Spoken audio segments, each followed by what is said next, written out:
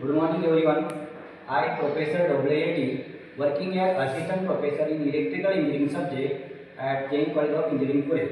Now, today the topic is Basic Electrical Engineering Revision Lecture. Now, first unit number suppose 1 unit number 1, Elementary Concept and DC Circuit. Elementary Concept and DC circuit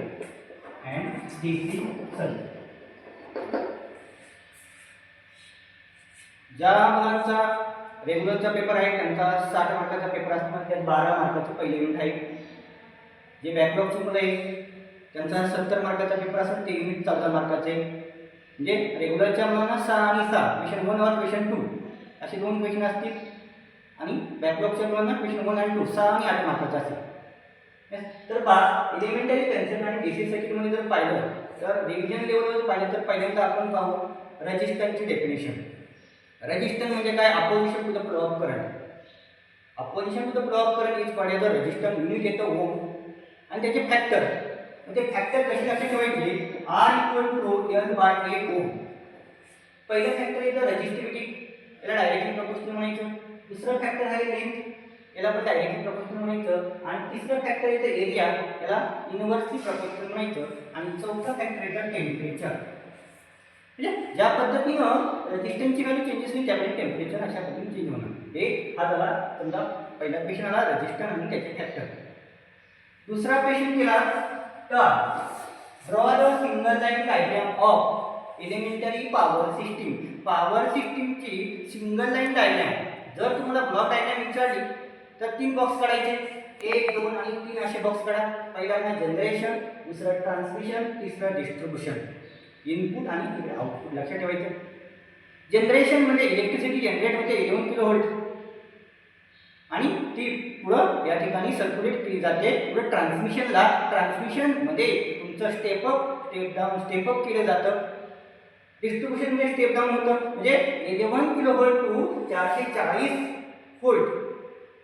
एक त्याच्यामध्ये एक block diagram मध्ये अशा पद्धतीने आलं पाहिजे. आणि single line diagram जर म्हटली तर आपली बॉडी लक्षात ठेवा. आपले डोके याला जनरेशन सिस्टीम म्हणा. मध्ये या ठिकाणी येणारे मधली येणारे रिसिव्हिंग स्टेशन, सबस्टेशन आणि खाली कंझ्युमर असणारे ट्रान्सफॉर्मरचा सिम्बॉल लक्षात ठेवायचा. म्हणजे अशा पद्धतीने आपण समजा हे जनरेशन सिस्टीम काढलं ना, या ठिकाणी खाली एक अशा ट्रान्सफॉर्मरचा सिम्बॉल काढायचा 1 2 3 4 आणि खाली काय करायचं? कंझ्युमरचं आलं पाहिजे तुम्हाला. मग हा जनरेटिंग स्टेशन 11 किलो व्होल्ट आहे. आणि इथं सांगायचं primary transmission, secondary transmission. Primary transmission आहे, रिसिव्हिंग स्टेशन आहे, सेकंडरी ट्रान्समिशन येतं. सबस्टेशन आल्यानंतर इकडं पुढे येतं प्रायमरी डिस्ट्रीब्युशन, सेकंडरी डिस्ट्रीब्युशन, खाली कंझ्युमर दाखवायचं. म्हणजे 11 किलो व्होल्ट इथं 440 व्होल्ट. अशा पद्धतीनं ही सिंगल लाईन डायग्राम खाली पाहिजे. ट्रान्सफॉर्मरचं लक्षात ठेवायचं. आपला हे डोके जनरेटिंग स्टेशन आहे. खाली आल्यानंतर जर हात वर केले त्याच्यामध्ये 2 लाईन मारल्या, खाली हात करायचं, ट्रान्सफॉर्मरचा सिम्बॉल 1 2 3 4 अशा पद्धतीने काढायचं, खाली कंझ्युमर काढायचं. जनरेशन, त्याच्यानंतर transmission, primary secondary, distribution, primary secondary आणि कंझ्युमर. तर अशा पद्धतीनं हा झाला एक क्वेश्चन झाला. जर ब्लॉक डायग्राम आहे तर बॉक्स काढायचे 3 आणि सिंगल लाईन डायग्राम तर सिंगल लाईन डायग्राम अशा पद्धतीने काढायचे. पुढे गेल्यानंतर डेफिनेशनचा पार्ट येतो. ऍक्टिव्ह डेफिनेशन मध्ये एनर्जी सोर्स आला पाहिजे. ॲज पर आमचं ऑब्झर्वेशन असं असतं, मुलं थोडं हार्ड डेफिनेशन आहे लिहितात, परंतु जिथं जे पाहिजे ते नसतं. फक्त एक वर्ड असतो कॉन्स्टंट आणि नॉट चेंज या थोड्याशा गोष्टी चुकतात. मग ऍक्टिव्ह मध्ये एनर्जी सोर्स आला पाहिजे, पॅसिव्ह मध्ये डज नॉट एनर्जी सोर्स आला पाहिजे. बायलॅटरल म्हटलं network characteristic response depends on the direction of current through the various element. Unilateral मध्ये does not depends on the direction of current through the various element आलं पाहिजे. Linear network मध्ये जातात तुमचे characteristic हे पॅरामीटर आहे resistor, inductor, capacitor remain constant irrespective of changes in voltage आणि time. पण हे नॉन लिनियर मध्ये काय होतं? रेजिस्टर, इंडक्टर, कॅपॅसिटर जे आहे चेंजेस विथ टेम्परेचर आणि व्होल्टेज आलं पाहिजे. हे चेंजेस या ठिकाणी आलं पाहिजे. पुढे गेल्यानंतर इथं लंप नेटवर्क येतं, त्याच्यामध्ये फिजिकली सेपरेबल आलं पाहिजे, पण डिस्ट्रीब्युटिव्ह मध्ये नॉट फिजिकली सेपरेबल आले पाहिजे. हे मेन वर्ड तुमच्या आले पाहिजे. अशा पद्धतीनं या डेफिनेशन झाल्या. पुढे गेल्यानंतर आपण पाहतो सगळ्यात महत्त्वाचा क्वेश्चन येतो मी तुम्हाला ते मार्क काढून घेतला डेल्टा टू स्टार पहा डेल्टा टू स्टार हे डेरिवेशन येतं 6 मार्काचं डेरिवेशन येतं डेल्टा म्हणजे तुम्ही अशी डेल्टाची डायग्राम काढा यस अशा पद्धतीने डेल्टा काढायचा त्याचं कन्वर्जन तुम्हाला स्टार मध्ये करायचं म्हणून अशा पद्धतीने तुम्ही स्टार काढायचा यस याला टर्मिनल द्या 1 2 आणि 3 इथं पण टर्मिनल द्यायचं 1 2 आणि 3 जाताना क्लॉकवाईजच जातं म्हणजे 1 2 3 क्लॉकवाईज 1 2 3 क्लॉकवाईज आणि या ठिकाणी हा रेजिस्टन्स आहे याला R12 म्हणायचं हा 1 आणि 2 आहे इथं R23 म्हणा आणि इथं R31 म्हणायचं या ठिकाणी म्हणायचं R1 इथं R2 आहे आणि इथं R3 आहे आणि त्याचं जे डेरिवेशन आहे ते डेरिवेशन असं सॉल्व करायचं या ठिकाणी सांगायचं टर्मिनल जर डेल्टा रिलेशनमध्ये टर्मिनल 1 2 हे टर्मिनल आहे R12 हा कशाला पॅरलल आहे त्या दोन्हींना पॅरलल येतं इकडे स्टार मध्ये जर घेतलं तर हा R1 आणि R2 हा सिरीज मध्ये दाखवा आणि त्या पद्धतीने स्टेप बाय सॉल्व करत घ्यायचं आणि शेवट फायनल तुमचं 7 नंबरची स्टेप काय आली पाहिजे बघा 7 नंबरची स्टेप आली पाहिजे तुम्हाला याच्यामध्ये सबट्रॅक्शन करायचं नंतर ऍडिशन करा आणि 7 नंबरची स्टेप आली पाहिजे तुम्हाला इथं सांगितले डेल्टा टू स्टार म्हणजे तुम्हाला R1 काढायचा R1 इक्वल टू काय आला पाहिजे हा R1 आहे हा टर्मिनल 1 आहे टर्मिनल 1 कपा आणि मग या टर्मिनल 1 च्या हे दोन शेजारी आहे ना हे शेजारी वरती मल्टिप्लिकेशन करायचं R12 आणि R31 डिवाइड बाय या तिघांची ऍडिशन करायची या ठिकाणी काय आहे R12 R23 आणि R31 याला इक्वेशन नंबर 7 म्हणायचं हे झालं R1 झालं आता R2 घ्या मग R2 कसा घ्यायचा बघा R2 इक्वल टू टर्मिनल 2 पहा हे दोन्ही शेजारचे घ्यावर या टर्मिनलच्या काय येतं R12 R23 divide by some of या तिघांचं ऍडिशन आली पाहिजे R12 R23 आणि R31 याला इक्वेशन नंबर 8 म्हणायचं आणि लास्ट येतं इक्वेशन नंबर 3 हे टर्मिनल 3 पहा या ठिकाणी टर्मिनल 3 घ्यायचा म्हणजे या ठिकाणी तुम्हाला घ्यायचा आहे R3 इक्वल टू काय येतं R3 इक्वल टू या 3 च्या दोन शेजारचे हे शेजारचे वर मल्टिप्लिकेशन केलं R23 आणि R31 डिवाइड बाय या तिघांची ऍडिशन करायची R12 R23 आणि R31 याला इक्वेशन नंबर 9 म्हणायचं अशा पद्धतीने डेल्टा टू स्टार आलं पाहिजे पहा हे अशा एक क्वेश्चन प्रत्येक क्वेश्चन पेपर मध्ये आहेच आता पुढे गेलं तर स्टार टू डेल्टा तर स्टार टू डेल्टा मध्ये काय करायचं सेम स्टार टू डेल्टा मध्ये ही डायग्राम फक्त 1 नंबरला काढायची 2 नंबरला काढा बघा अशा पद्धतीने स्टार टू डेल्टा काढायचा म्हणजे ही 1 नंबरला डायग्राम आहे 2 नंबरला डायग्राम आहे आणि सुरुवात करताना या ठिकाणी इथं डेल्टा टू स्टार मध्ये 7 8 9 होते इक्वेशन ना ते 1 नंबरला घ्यायचं याला 1 म्हणायचं याला 2 म्हणायचं याला 3 म्हणायचं आणि त्या ठिकाणी multiply equation 1 2 multiply equation 2 3 multiply equation 3 1 हे मल्टिप्लाय करून घ्यायचं पुढे गेल्यानंतर इक्वेशन 5 6 ऍड करा आणि शेवटी तुमचं काय आलं पाहिजे पहा या ठिकाणी फायनली तुमचं आन्सर आलं पाहिजे डेल्टा स्टार टू डेल्टा म्हटलं म्हणजे तुम्हाला R12 काढायचं आहे हा R12 कसा काढायचा बघा R12 इक्वल टू सगळे इथं आहे हा 1 आणि हा 2 आहे या ठिकाणी R12 इक्वल टू म्हणजे हा R12 हे दोन टर्मिनल घेतले म्हणजे या ठिकाणी R1 प्लस R2 प्लस या दोघांचं मल्टिप्लिकेशन करायचं R1 R2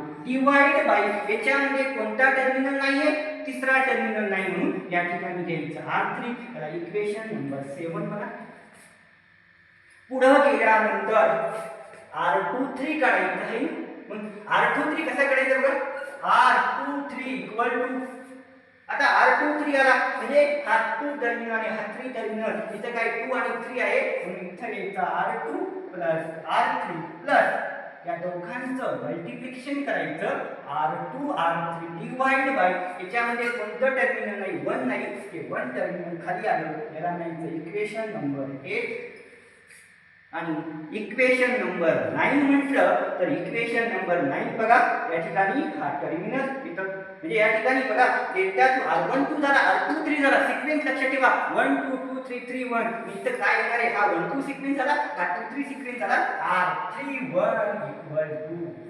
R3 1 equal to काय, तर हा R3 1 इक्वल टू हे दोन स्टारचे म्हणजे या ठिकाणी काय आला 3 आणि 1 आहे, म्हणून R3 प्लस R1 प्लस या दोघांचं multiplication R3 R1 divide by याच्यामध्ये कोणता टर्मिनल नाही आहे, 2 टर्मिनल नाही, हा झाला इक्वेशन नंबर 9 झालं. डेल्टा टू स्टार आणि स्टार टू डेल्टा जमलिंग काय होते, तुम्ही आन्सर ॲक्युरेट लिहिलं जातं परंतु उलट होतं. स्टार वर्ड ऐकायला मस्त वाटतं म्हणून डोक्यामध्ये स्टार टू डेल्टा येतं, पण तिथं लिहिलं जातं डेल्टा टू स्टार लिहिलं जातं. म्हणून लक्षात ठेवा, आपण डेल्टा टू स्टार पहिले सॉल्व केले, नंतर स्टार टू डेल्टा सॉल्व केले. एक्झामला काय विचारले, पहिला वर्ड डेल्टा आहे का स्टार आहे ते केअरफुली बघायचं. हा झाला अशा पद्धतीचा हा क्वेश्चन झाला.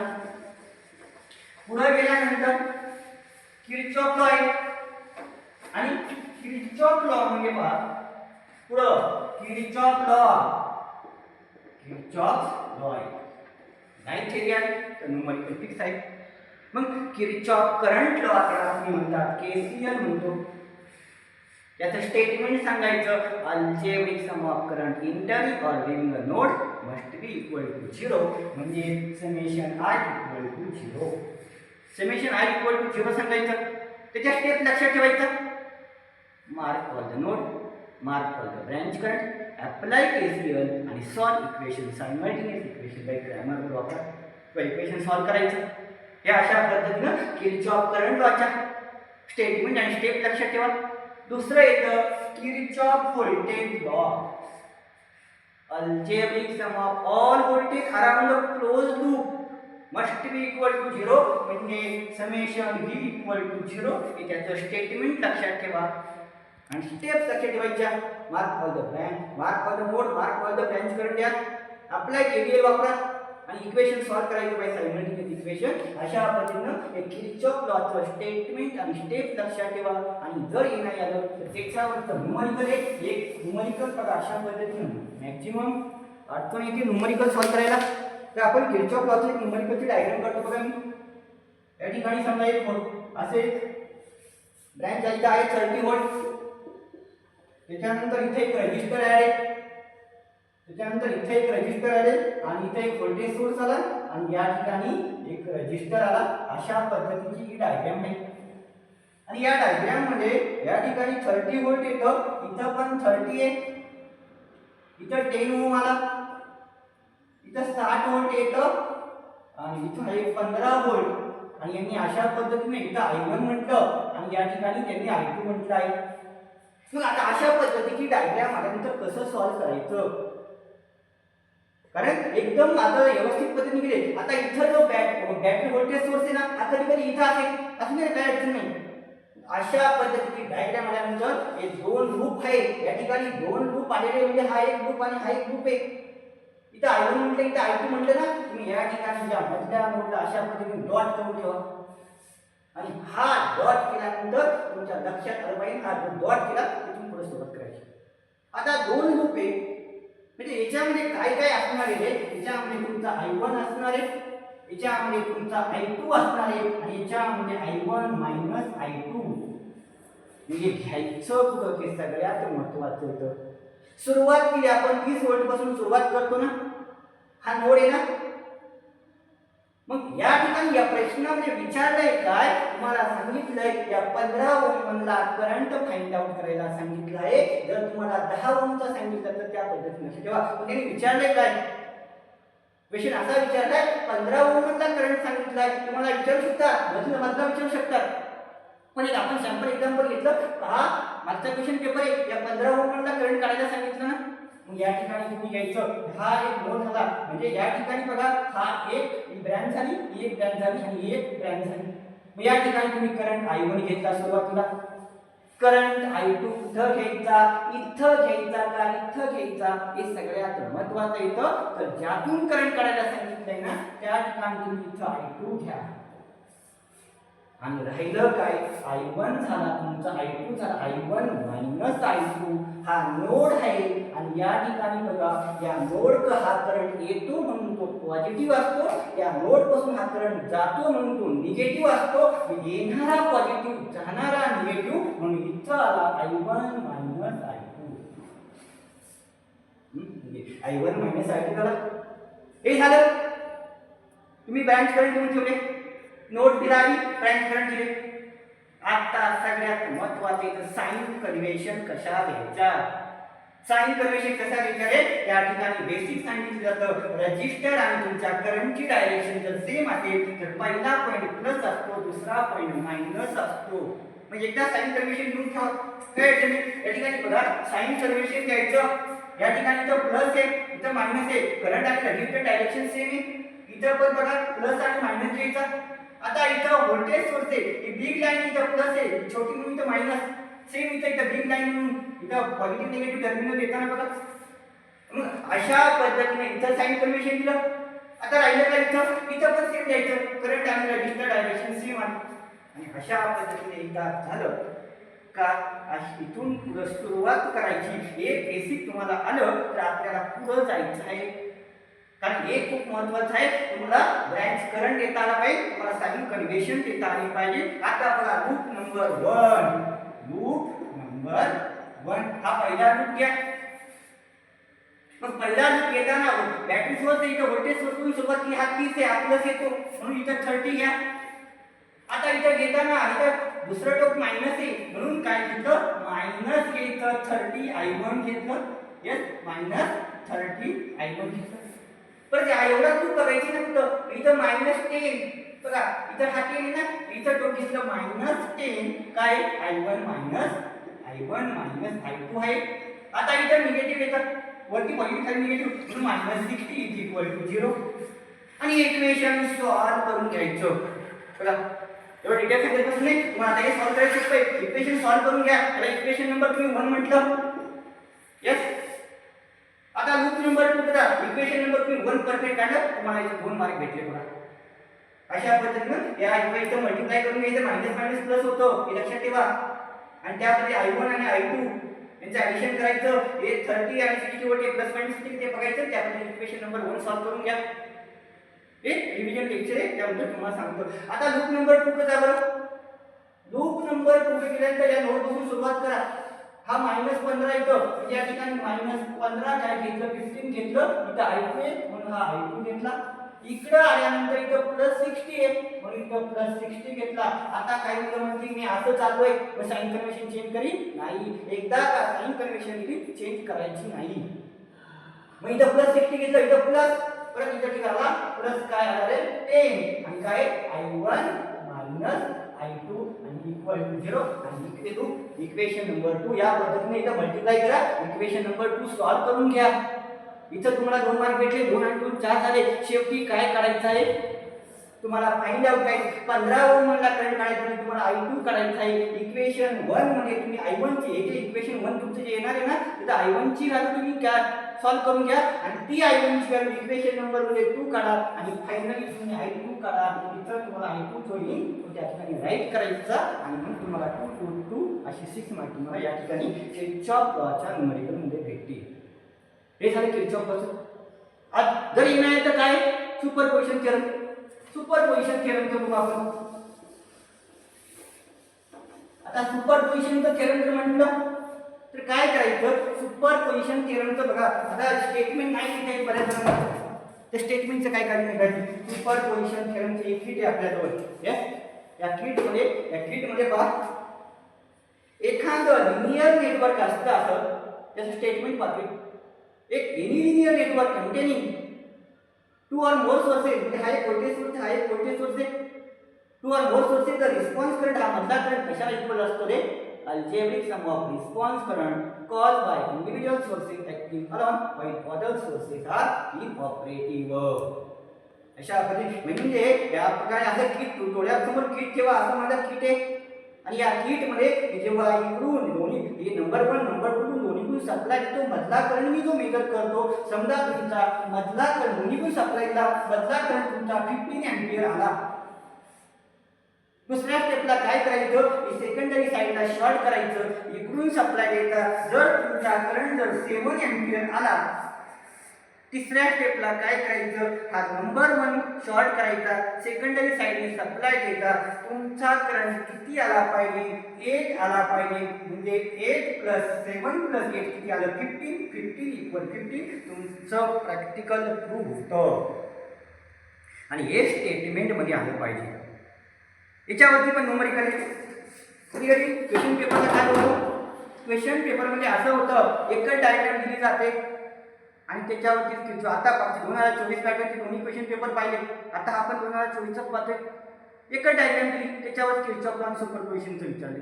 मग आपण न्यूमरिकल करू. आपला शेवटचा पाठ हा न्यूमरिकलचा राहिला. या ठिकाणी सेम डायग्राम काढतो. या ठिकाणी इथं मगाशी डायग्राम आहे आणि इथं अशा पद्धतीने सर्किट आपले, या सर्किटमध्ये अशा पद्धतीनं ही डायग्राम काढली आहे. आता बघा, या ठिकाणी ±30 व्होल्ट आहे, इथं पण 30 दिलाय, 10 आहे. प्लस मायनस त्यांनी दिलं नाही, तर आपण घ्यायचं प्लस मायनस. किती येतं, या ठिकाणी 60 व्होल्ट राईट करून ठेवायचं आणि इथं किती आहे, 50 ओम. असे इथं मराठीचा I1 आहे, या ठिकाणी पण I2 तुमचा आहे. न्यूमरिकल सॉल्व करायचे आणि याच्यामध्ये खूप सोपं न्यूमरिकल, काही अडचण नाही. याच्यामध्ये पहिल्यांदा बघायचं किती व्होल्टेज सोर्स आहे. सुपरपोजिशन थेरमची स्टेटमेंट पाहिली, त्याच्या स्टेप्स पण लक्षात ठेवायच्या. पहिली स्टेप काय सांगते, select any one energy source. याच्यामध्ये या डायग्राममध्ये बघा, हा एक 30 व्होल्टचा व्होल्टेज सोर्स आहे, हा 60 व्होल्टचा व्होल्टेज सोर्स आहे. पहिल्यांदा काय करायचं, दोन्हीपैकी एक सिलेक्ट करायचा, select any one energy source. ही स्टेप 1 झाली. स्टेप 2 काय सांगायची, replace all other energy source. एक असेल, 2 असेल, काय असेल, हे सगळे रिप्लेस करायचे, त्याला शॉर्ट करून घ्यायचे. येस, ही झाली स्टेप नंबर 2. आणि स्टेप नंबर 3 ला काय करायचं, कॅल्क्युलेट करंट करायचा. कॅल्क्युलेट करंट फाइंड केला. त्यानंतर स्टेप नंबर 4 रिपीट 1 2 3 करायचं आणि last algebraic sum of branch current. Algebraic sum of branch current म्हणजे पहिल्यांदा तुम्ही समजा आयएल डॅश काढला, स्टेप 1 2 3 म्हणजे परत या ठिकाणी स्टेप 1 2 3 म्हणजे आयएल डबल डॅश करायचा आणि लास्ट स्टेपला काय करायचं, IL equal to IL dash IL double dash. हे आन्सर तुमचे इथं म्हणजे आयएल डॅश काढायला तुम्हाला 2 मार्क, आयएल डबल डॅश काढायला 2 मार्क आणि आयएल काढायला 2 मार्क, असे 6 मार्क तुमचे भेटले पाहिजे. तुम्हाला स्टेपला मार्क भेटतात. आन्सर जरी आला नाही तर स्टेपला तुम्हाला मार्क असतात. मग चला बरं आपण या ठिकाणी आता बघून घेऊ. आता या ठिकाणी सांगितले डायग्राम. मग मी आता परत एकदा डायग्राम काढतो. पहिल्या स्टेपला जो हा 60 व्होल्ट आहे ना, मी शॉर्ट करून घेतो. परत लक्षात ठेवायचं, हा या ठिकाणी तुमचा नोड आहे. मग हा नोड आहे बघा, इथं नोड घेतला. यस, या ठिकाणी हा नोड घेतल्यानंतर काय करायचं, आता या ठिकाणी बघा, इथं जी पहिली स्टेप इथे मी याला शॉर्ट करून घेतला. आता अशी डायग्राम मी काढली. यस ना, या ठिकाणी इथं रजिस्टर आहे, इथं रजिस्टर आहे. हा 60 व्होल्ट तुम्ही शॉर्ट केला आणि त्याच्यानंतर या ठिकाणी अशी डायग्राम तुम्ही काढली. इथं नाहीचं ±30 व्होल्ट, या ठिकाणी 30 ओम येते, दिलं नाही तुम्ही 30 ओम करायचं. इथं 10 ओम करा, इथं तुमचा 15 ओम करा आणि इथं तुम्ही शॉर्ट केलेलं आहे. यस, या ठिकाणी नोड लक्षात ठेवायचं. याला फिगर नंबर 1 नाव देऊन ठेवा. फिगर नंबर 1 पुढे तुमच्या लक्षात येईल का फिगर नंबर 1 म्हटलंय. आता या ठिकाणी गेल्यानंतर पहिल्यांदा बघा, इथं नोड आलेला आहे. हा 10 व्होल्ट आणि हा 15 व्होल्ट. हे दोन्ही सिरीज आहे का पॅरलल आहे, कन्फ्यूज होतं ना, म्हणून हा इथं नोड आलेला आहे, म्हणून हे दोन्ही पॅरलल करून घेतलं. पॅरलल करायचं, पॅरललचा फॉर्म्युला 10 × 15 डिवाइड बाय 10 + 15 करायचं, आन्सर काढायचं. आणि हा पॅरललचा फॉर्म केल्यानंतर या दोन ब्रँचची एक ब्रँच तयार होईल. येस ना, या दोन ब्रँचची एक ब्रँच तयार झाल्यानंतर तुमची डायग्राम कशी मिळेल, या ठिकाणी हा 30 आलेला आहे आणि इथं एक रजिस्टर येईल. या ठिकाणी अशी डायग्राम तुमची, इथं 10 पॅरलल 15 चा आन्सर राईट करायचा आहे आणि टोटल रेजिस्टन्स काढायचा. टोटल रेजिस्टन्स म्हणजे आरटी. हा 30 घ्या, त्याच्यानंतर याचं आन्सर घ्यायचं. या ठिकाणी 10 पॅरलल 15 चं टोटल रेजिस्टन्स झाला. पुढं काय करायचं, टोटल करंट काढायचा, म्हणजे तुम्हाला IT फाइंड आउट करायचा. IT म्हणजे टोटल करंट. ओम्स लॉ वापरला काय, हा V1 अपॉन RT, म्हणजे तुमचा V1 हा 30 व्होल्ट डिवाइड बाय याचं जे आन्सर येणार आहे ते तुम्ही RT इथं लिहिणार आहे. हे झालं टोटल रेजिस्टन्स काढला, टोटल करंट काढला. आता परत या ठिकाणी फिगर नंबर 1 कडे यायचं आणि फिगर नंबर 1 चा इथून पुढे जमत नाही बरं ना. फिगर नंबर 1 काढल्यानंतर या 15 ओम मधला करंट सांगितलंय काढायला, काही सांगितले आपल्याला बघा. मग अशी 15 ओम मधला करंट काढायचा आहे तुम्हाला IL.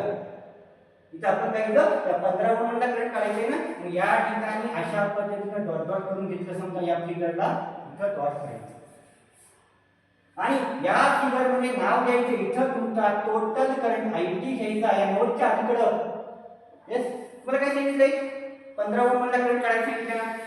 15 ओम मधला करंट काढत असताना इथं म्हणायचं IL डॅश. IL डॅश, कारण बरेच मुलं काय करतात, इथं घ्यायचा IL डॅश, इथं घ्यायचा. पण नाही, ज्यातून करंट काढायला सांगितलं त्याला म्हणायचं. जर तुम्हाला 10 ओम मधला करंट काढायला सांगितलं असतं ना, तुम्ही IL डॅश इथे घेतलं असतं. तर तुम्हाला काय सांगितलंय, 15 ओम मधला करंट काढायला सांगितलं ना, म्हणून IL डॅश इथं घ्यायचं. बघा कसं लक्ष ठेवायचं. आणि use by current division rule. बघा करंट डिव्हिजन रूल काय सांगतो, IL डॅश इक्वल टू, तुम्हाला करंट डिव्हिजन रूल वापरायचा आहे. आणि करंट डिव्हिजन रूल मध्ये या 15 ओम ब्रँच मधला करंट काढायला ना, त्याच्या शेजारची जी ब्रँच तिला वरती करायची, म्हणजे हा 10 शेजार याला पलीकडे आला ना, म्हणून 10 divide by 10 plus 15 into total current IT. काय करायचं, टोटल करंट हा IT, इथला IT तुम्ही काढला बघायची ना, हा IT हा घ्यायचा आणि अशा पद्धतीनं IL डॅश सॉल्व करून घ्या. त्याला युनिट द्या एम्पियर करंट. हे झालं हाफ न्यूमेरिकल. या IL डॅश काढायला तुम्हाला किती मार्क असतात, 2 मार्क तुम्हाला भेटतात. येस, हे झालं अर्ध न्यूमेरिकल झालं. आता पुढे अर्ध सॉल्व करायचं. बघा आता अर्ध सॉल्व करायचं आहे. नेक्स्ट न्यूमेरिकल तुम्ही अर्ध सॉल्व करणार आहे. तर या ठिकाणी बघा, आता परत या फिगर कडे यायचं. कोणत्या, या फिगर कडे आले परत. आता इथं परत सांगितलंय आपल्या स्टेपने जायचं. पहिल्यांदा हा 30 व्होल्ट तुम्ही अप्लाय करता, 60 ला शॉर्ट केलं. आता 60 अप्लाय करायचा आणि 30 ला शॉर्ट करायचं. पण ही ब्रँच मध्ये आली, जर इकडे असतं तर एकदम ओके झालं असतं ना. इथं कसं 30 इकडे आलं, तर इकडे जर इकडे असेल तर सेम असं सॉल्व केलं असतं. पण मध्ये आल्यानंतर काय करायचं रे, मध्ये आल्यानंतर ही एक्सचेंज झाली, ही जी ब्रँच आहे एवढी, इथं नोड आहे ना, तिला एक्सचेंज करून घ्यायचं. एक्सचेंज म्हणजे हिला इथून उचलायचं, इकडे टाकायचं आणि हा जो शॉर्ट केला पार्ट आहे मध्ये टाकायचा. बघा जर साईडला जर असेल ना, काय अडचण येत नाही. इथं 30 व्होल्ट साईडला होतं ते बरोबर सॉल्व केलं, पण इथं 60 व्होल्ट मध्ये आले म्हणून ती अडचण होती ना. मग काय करायचं, हा जो ब्रँच हिला उचलायची, इकडे टाकायची आणि ही जी एवढी ब्रँच ती मध्ये टाकायची. बघा डायग्राम कशी, अशा पद्धतीने समजा हा 10 आहे, हा 10 इथे घेतला, इथं 60 व्होल्ट आपण अप्लाय करतोय, 60 व्होल्ट प्लस मायनस झाला. त्याच्यानंतर हा नोड, आता ही जी ब्रँच मध्ये आली, इथं हा 30 व्होल्ट आहे आणि हा 30 ओम इथे घेतला आणि हा 30 व्होल्ट शॉर्ट केलाय तुम्ही. येस ना. आणि राहिलेला पार्ट या ठिकाणी अशा पद्धतीने हे करायचा. इथं तुम्हाला बऱ्याच जणांना अडचण येते, इथं म्हणा तुम्ही 30 आणि इथं किती आहे 15. येस, झाली का आता डायग्राम मगाशीसारखी. आणि स्टेप बाय स्टेप कशा पद्धतीने सॉल्व करायचं आहे. या ठिकाणी बघा, इथं 60 व्होल्ट आहे, हा तुमचा 10 आहे, इथं 30 आला आणि हा 15 आला. आणि आता आपल्याला या ठिकाणी काय काढायचं म्हणजे 15 ओमला करंट काढायचा, म्हणून इथं लिहायचं IL डबल डॅश. आता इथं नोड आहे, हा नोड आहे आणि हा नोड आहे. सेम तसं करून घ्यायचं. हा 30 व्होल्ट आहे आणि हा 15 व्होल्ट पॅरलल करून घेतला, म्हणजे 30 पॅरलल 15. पॅरललचा फॉर्म्युला कसा येतो बघा, 30 divide by 15. 30 into 15 divided by 30 plus 15. याचा आन्सर तुम्ही राईट करा. कॅल्क्युलेटर तुम्हाला वापरायला लागणार आहे, कॅल्क्युलेटर शिवाय तुम्हाला न्यूमेरिकल सॉल्व होत नाही. मग 30 into 15 divided by 30 plus 15 हे तुम्ही पॅरलल करून घेतलं. पॅरलल केल्यानंतर या दोन ब्रँचची एकच ब्रँच बनणार आहे तुमची, बरोबर ना. या दोन ब्रँचची एकच ब्रँच बनणार, याला फिगर नंबर 2 म्हणा, फिगर नंबर 2 म्हणून घ्यायचं. मग या दोन ब्रँचची एकच ब्रँच काय झालं, या ठिकाणी बघा इथं तुमचा किती आहे 60 व्होल्ट आहे, इथं तुमचा एक रजिस्टर आहे हा, बरोबर ना. हा रजिस्टर समजा इथं असं घेतला आणि इथे एक ब्रँच झाली, या दोन ब्रँचची इथं झालं, म्हणजे इथं किती 30 पॅरलल 15 आणि हा 10 इथं ना. मग सेम टोटल रजिस्टर काढायचं. टोटल रजिस्टर म्हणजे काय करायचं, RT इक्वल टू बघा, RT इक्वल टू 10 प्लस हा किती आहे 13 पॅरलल 50 टोटल रेजिस्टन्स झाला. पुढे काढायचं टोटल करंट काढायचं आयटी काढायचं टोटल करंट कसं काढायचं आयटी काढताना टोटल करंट काढताना ओम्स लॉ वापरायचा V1 आता इथं V1 होता मगाशी आता काय V2 आपण RT घ्यायचं V2 किती आहे तुमचा 60 RT किती येतो तुमचा इथं तुम्ही सॉल्व करणार येतो तुमचा RT चा राईट करायचा हे झालं टोटल रेजिस्टन्स काढला टोटल करंट काढला आणि आता थर्ड स्टेपला आपल्याला आन्सर ते काढायचं आहे फिगर नंबर 2 घ्यायचं आणि फिगर नंबर 2 चा जो अर्धा पार्ट आहे बघा या फिगरचा इथं घ्यायचा या ठिकाणी तुमचं काय असणार आहे रे या ठिकाणी तुमचा टोटल करंट आयटी असणार आहे किती असणार आहे टोटल करंट आयटी आणि यूज करंट डिव्हिजन रूल वापरायचा करंट डिव्हिजन रूल मध्ये या ठिकाणी येणारे तुमचा IL double dash equal to 15 ohm मधला करंट काढायचा त्याला वरती नाही घ्यायचं त्या शेजारची ब्रँचचे करंट डिव्हिजन रूल काय सांगतो म्हणून 30 upon 30 divide by 30 plus 15 into total current IC अशा पद्धतीने IL डबल डॅश तुम्ही करायचा इथं तुमची 2 आणि 2 म्हणजे ही 2 मार्क झाली IL डॅश काढायला 2 मार्क झाली आणि फायनल आन्सर काढायचं IL equal to IL dash plus IL double dash हे तुमचं सुपरपोजिशन थेरमचं न्यूमरिकल झालं फक्त लक्षात ठेवा कुठेही असू द्या जर मध्ये तुमचं व्होल्टेज सोर्स आला तर ती ब्रँच रिप्लेस करा साईडला असेल तर काही अडचण नाही येस हे झालं युनिट नंबर 1 चं रिव्हिजन लेक्चर होतं ज्यामध्ये 6 आणि 6 12 मार्क तुम्हाला क्वेश्चन 1 और क्वेश्चन 2 एक थेरी एक न्यूमरिकल एक थेरी एक न्यूमरिकल असणार आहे न्यूमरिकल तुम्हाला करावा लागेल त्याशिवाय पर्याय नाही आहे या ठिकाणी यस ओके बेस्ट ऑफ लक सर्वांना